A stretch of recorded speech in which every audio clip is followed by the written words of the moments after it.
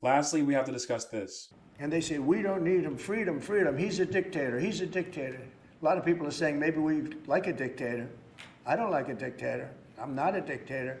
I'm a man with great common sense and I'm a smart person. President Trump made these comments recently while deploying the military to civilian, Democrat run cities, as he calls them. Let's just analyze what techniques and strategies he's employing here, because this should be sending sirens off on both sides of the political spectrum in this here free country of America. While Trump assures us that he is not a dictator, he does seem to be using tactics that dictators use.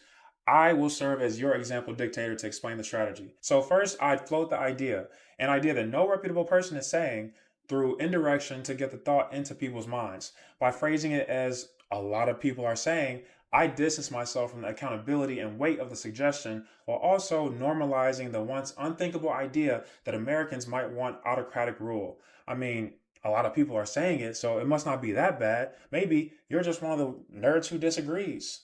Then the next day, I double down. So the line is that I'm a dictator, but I stop crime. So a lot of people say, you know, if that's the case, I'd rather have a dictator. But I'm not a dictator. Most people say, if you call him a dictator, that if he stops crime, he can be whatever he wants. I'm not a dictator, by the way. I'd operate in the gray area of plausible deniability to test the waters of anti-democratic sentiment while claiming that I never meant it seriously. If I get questioned on it, I can always say, I never said that. People were saying it. And at the end of this process, I eventually end up with a bunch of boiled frogs by gradually acclimating people to ideas that would have horrified them if I proposed them directly.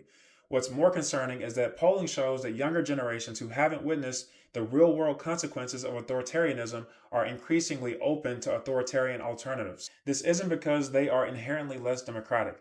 It's because younger generations have not yet seen with their own eyes what authoritarians look like in practice and what it actually feels like to be powerless under such a system. These trends should worry you regardless of which side you're on, because once these precedents are set, they can be used by anyone who gains power, and ultimately, you lose your power. You're not just losing the ability to influence this administration, you're losing the structural power to influence any future administration. But wait, don't leave me. Don't get overwhelmed.